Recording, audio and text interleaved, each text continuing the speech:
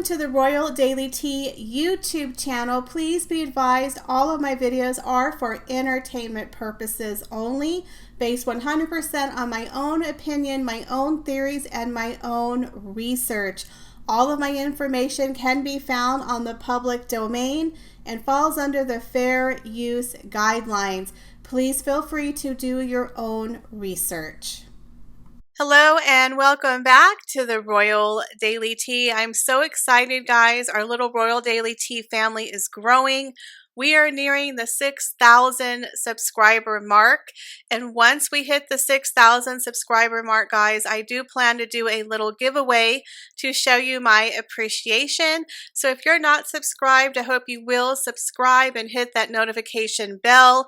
And if you are subscribed, thank you. I do appreciate each and every one of you. But make sure you constantly check and that you are still subscribed to my channel and hit the notification bell. Again, several people have told me they get unsubscribed somehow. I think there's something wrong with YouTube. So just always check and make sure that you are subscribed to me and your other favorite royal commentators, because we really do appreciate all of your support. So today we're going to discuss some of the controversies and rumors that I've heard ever since Camilla was announced to be the future queen consort when Prince Charles becomes king. So there are a lot of, tabloid stories, and there's been a couple of other commentators who have had stories out there, and we're just going to go ahead and dispel some of those rumors and of course give my opinion. Now, the very first rumor that I heard is that Charles is bullying and manhandling his mother and kind of forcing her hand to make Camilla the future queen consort, and that of course Her Majesty is getting up there in years and that Charles has been bullying her and kind of forcing her to do this. Another person stated that her Platinum Jubilee statement was altered at the last moment and it was kind of a bait and switch, where at the last moment they added in, without Her Majesty knowing, the part about Camilla being named the queen consort. Well, I'm going to have to call bull on that. I do not believe that happened at all. Her Majesty is not a dumb lady, and nobody, I repeat, nobody in the palace would ever do that to Her Majesty. That would never happen. So a lot of people are acting like Charles is pulling puppet strings and bullying his mother. And yes, Charles, I'm sure, has a lot of power, and I'm sure Charles has stepped up to the plate and is taking over because he is the future monarch. But make no mistake, the queen is in charge, and no one is going to do that to the queen. Last minute bait and switch her letter. Are you kidding me? That would never happen. I'm sorry. All those royal courtiers and the security, no, that's not happening. So that's one rumor I want to dispel. The second rumor is I also do not believe that Charles was bullying his mother into this decision. You have to remember, Queen Elizabeth is a very traditional woman. She follows royal protocol, and royal protocol states that the wife of the sovereign king would be a queen consort, just like her mother was the queen consort to her father. Now, in 2005, when Camilla and Charles announced their engagement via their website, they were treading in very dangerous waters. It had only been about 8 years since Princess Diana had passed away. Many people did not like Camilla. They still don't like Camilla, but they had to ease her into the royal family. So they did not want to cause a lot of waves. When the royal family does something, they do it very calculating and very carefully, and they plan everything out. There's no spontaneity in the royal family. So in 2005, when Charles and Camilla got engaged, they announced that she would not be taking the Princess of Wales title. That was the first thing, because people would not forgive her and they would never accept her as the Princess of Wales. And out of respect to Princess Diana, she never used that title, even though technically when she married Charles, she was the Princess of Wales. Instead, she took on the lower title of Duchess of Cornwall because people could accept her as a duchess, but not really a princess, and especially Princess of Wales. They also stated on the engagement that she would be known as the Princess Consort when Prince Charles became king.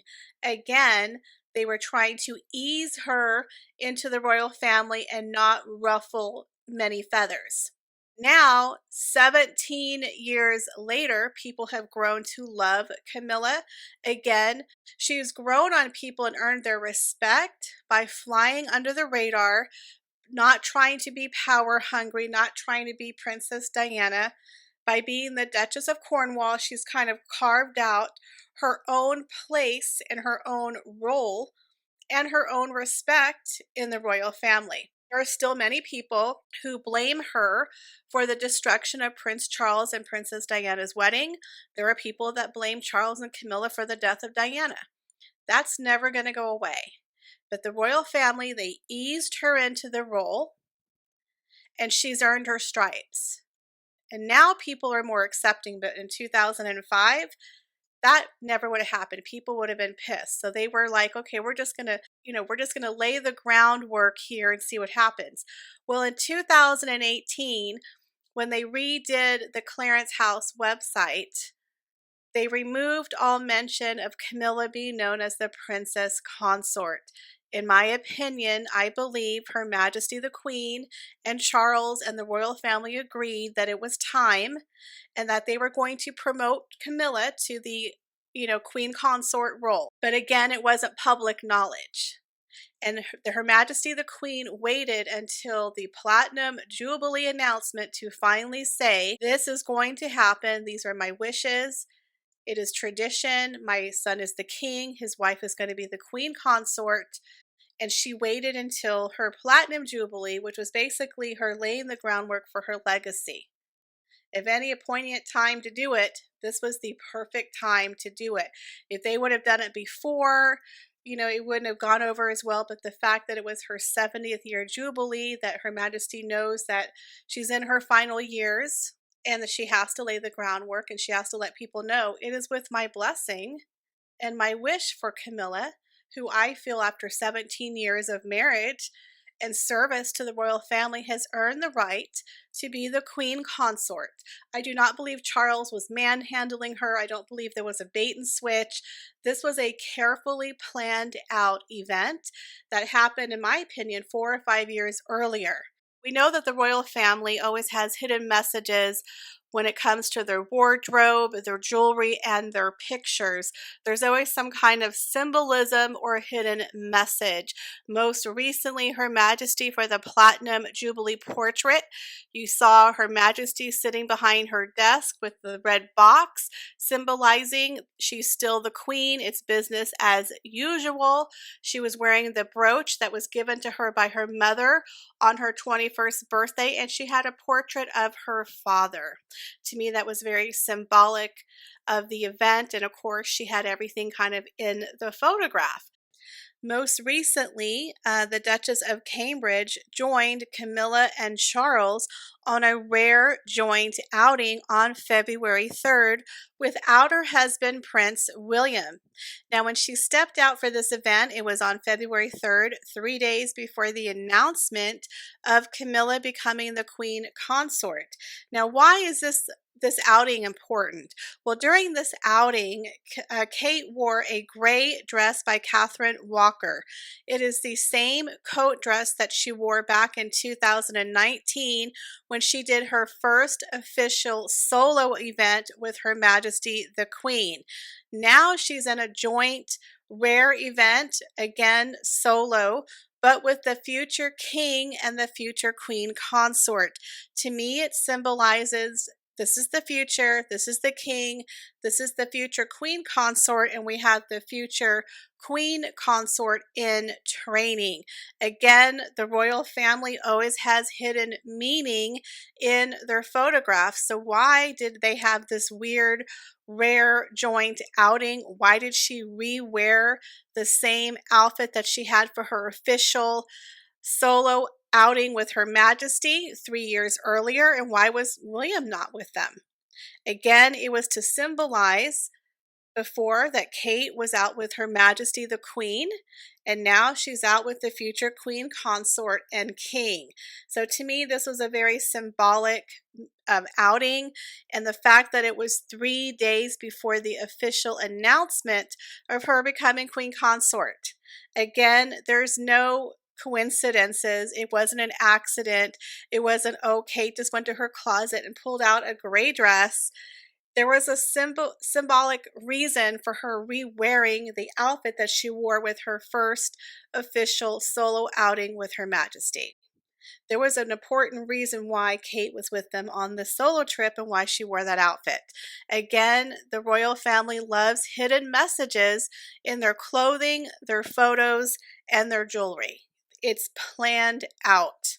So the rumors that Charles hoodwinked the Queen and the Queen doesn't know what day it is and she's just dumb and they're just switching and baiting letters.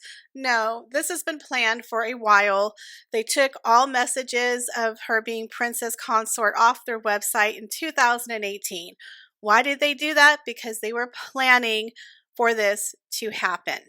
The other rumor that's going around is that Prince Charles wants to bring Prince Harry back into the royal fold, and that within a couple of months after the Invictus Games, Harry's going to go over and they're going to start easing him back into the royal life, and he's going to start doing things with the royal military. I'm going to call BS on this as well. There's no way in heck is going to be ingratiated back into the royal fold doing royal duties, because Her Majesty has famously stated, you cannot be half in and half out. You're either all in or you're all out. And after all of the controversy, all of the damage that Harry and Meghan have done, even if they dropped everything and moved back to the UK and said, okay, we're going to be senior working royals, the people of the UK do not want them. And that would be the downfall of Charles's reign. If Charles took them back into the fold, people would be throwing tomatoes and say, give us Catherine and William. We don't want you. Charles is having some major shoes to fill. After his mother passes, Charles knows he's not popular. People might respect him. They know that he's done a lot of good, but Prince Charles is no Queen Elizabeth, and Camilla is no Princess Diana. They need William and Catherine. William and Catherine are a star couple. In my personal opinion, I wish it was Catherine and William and not Camilla and Charles, because after Her Majesty passes away, the popularity of the royal family is going to go down about 50%. It really is. Especially with the younger generation. Charles is already in his mid-70s, and so is Camilla. So they're older, and we're moving into modern times where we need to modernize the royal family. We need some fresh blood in there. And Camilla and Charles, they're older. They're a little stuffy. People like them, but again, when Her Majesty passes away, you're losing that magic that the Queen had, that Diana had. William and Catherine have that magic. Charles and Camilla don't really have that magic. They have respect, but people don't light up, oh my God, it's Prince Charles. William and Catherine, when they walk in a room, it is a power couple. People love William and Catherine. They're young, they're good looking, they have beautiful children. People love that little family. And it would, in my opinion, it would bring fresh life into the monarchy. We need some fresh life in there. Charles and Camilla, they're a little old-fashioned, they're a little older, they're a little more traditional, a little bit more stuffy. People like them, people respect them. But if he brought Harry and Meghan back into the fold, that would be it for him. Because the people of the UK do not forgive. 25 years later, people still don't forgive Camilla. They still don't forgive Charles what they did to Princess Diana. It's never going to go away, but people have kind of accepted it. And the only way that Harry could actually come back is under a couple of circumstances.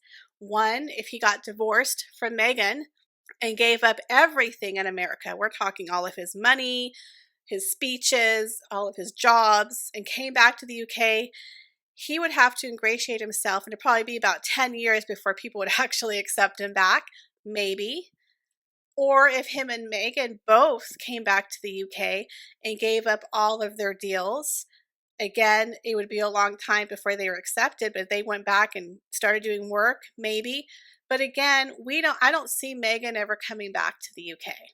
I just don't. She's burned too many bridges. She's not liked. She knows that she's not liked. And again, she would have to give up everything that she's tried to build for the past 2 years, even though we say they haven't launched. They're a failure to launch, but she's trying to redo the TIG. She's got her book. She's got Pearl. They have Spotify. They have deals with Procter & Gamble. They have all these deals on the table that if they were to go back to the royal family, they would have to give all of it up because you can't be half in and half out. They would have to give up everything that they've tried to launch for 2 years. She would have to go back to being a royal without having a voice. And I don't see Meghan doing that anytime soon. Meghan will never go back. You ever have that one friend who's in a horrible relationship, borderline abusive, and they tell you the horrible tales and you're like, oh my God, and they break up and they move out and you're like so happy for them.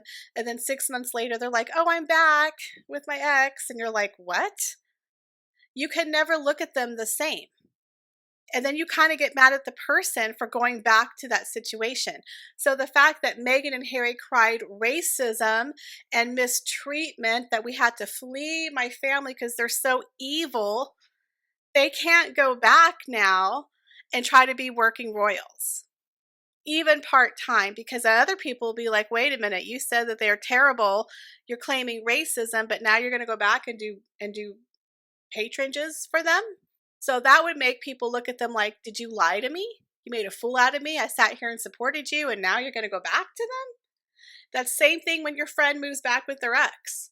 And you're like, wait a minute, what happened to all the stuff you told me? Now you're going to go back and I'm supposed to be happy for you? No. So Harry and Meghan kind of screwed the pooch. If they go back to the royal family, which is a big if, the people who supported them when they left are going to be like, wait a minute, why are you going back there? And then the other people are going to be like, don't come back here. We don't want you. So there's no way in hell that would ever work. I don't see Harry going back. I don't see him doing any more royal events for the military, because if he was in secret talks with Charles to do that, he wouldn't have caused a huge royal public stink of suing the Home Office for security. Because if he was going to do royal duties, they would have said, okay, when you're over here, you're going to have security and you can stay with Charles and we're going to give you some money and everything's going to be fine. He wouldn't be suing for the right for the Metropolitan Police for protection. So I don't buy that at all. I don't think Charles wants him back. I mean, they already have issues with Andrew. They stripped Andrew of everything. There's no way they're going to bring Harry back on a part-time basis because Harry's still giving woke speeches. He's still writing that book. Now, there is another part where maybe Charles is like, okay, we'll let you come back part-time. We'll let you do some patronages, but you can't talk about me and Camilla in the book. Maybe they're trying to partner a deal. Who knows? But I personally don't see it. I think Charles is very protective of Camilla. And if he thinks Harry's writing a tell-all book and slamming his wife, that's not going to go over well. So I don't believe the story that Harry's trying to come back in the fold and he's going to be able to pick and choose the military patronages that he wants to help, with the royal family while he's over there filming for Invictus Games. Because if he does, we know he's doing it for the Netflix deal, and I don't think the royal family would allow him to do that. Now, there is a very interesting thing that Paula M. brought up in her video. And well, we can't dispel it.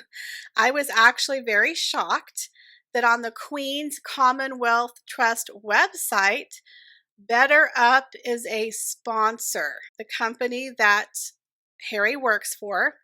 They said they announced on the BetterUp blog in a Q&A in Fast Company that the Chief Impact Officer, Prince Harry, Duke of Sussex, former president of the Queen's Commonwealth Trust, a substantial number of QCT's young leaders have been given free access to BetterUp's full coaching platform so that they are better prepared for the pressures of becoming a social entrepreneur and so that their creative ideas can be a reality. So basically, they're on the front page of the website as a sponsor. They're offering a free coaching program to people who are part of the Queen's Commonwealth Trust. And it's right there on the front page. My mouth fell open, so I don't know what that means, why they would partner with BetterUp. The only thing I can think of is when Harry got his job with BetterUp, he basically told them, oh yeah, I can get you ties to the royal family. I used to be the president of the Queen's Commonwealth, so I can get you as a sponsor on the website. So you have to remember, to be highlighted like that, you have to have a huge donation. So just giving a free little 30-minute coaching call to people isn't really good enough to be featured on that website. I bet you they donated a couple $1,000,000. And of course, they're offering their free little 30-minute coaching program, and then you have to probably pay for it. You have to understand that a lot of charities and organizations, they're struggling right now. The last 2 years, people haven't been donating as much money. The world has gone through a worldwide pandemic. So when Harry comes along with his new little company, being the former president, he has a pretty good leg up and say, hey, we can offer free services, and oh, here's a check for $1 million. I was a little surprised that they were on the website. I don't know if that's a recent thing or not, because Harry's only been with the company for, less than a year. So it is surprising. I wouldn't say the Queen is endorsing them, but the fact that they are on the website is a little suspicious. But again, I guarantee you they paid a nice little check to get on that website. It wasn't just because Harry put them on there. They donated probably a couple million. And let's be honest, all charities need money. Yeah, I don't know what to make about that. But again, BetterUp is now partnered on the Queen Commonwealth Trust. But do you think this is a leeway for Harry to come back, to step his toe back into the royal life? I mean, why would he sue the Home Office for security and supposedly turn down the olive branch by Charles to stay at his palace? It doesn't make sense, but now the BetterUp organization is on this royal website. So what are your thoughts? Do you believe that Charles is manhandling Her Majesty, that they did a bait and switch, that they're forcing the Queen Consort title upon the royal family? Do you believe that Prince Harry is going to come back and do half in and half out? Leave your comments, guys, down below. As always, I appreciate each and every one of you. Please be sure to check out my Royal Daily Tea website. I do have some new blogs on there, and I am working on some other surprises for you, so stay tuned. As always, I appreciate each and every one of you. Thank you for stopping by the channel, and have an awesome and amazing day. Bye, guys.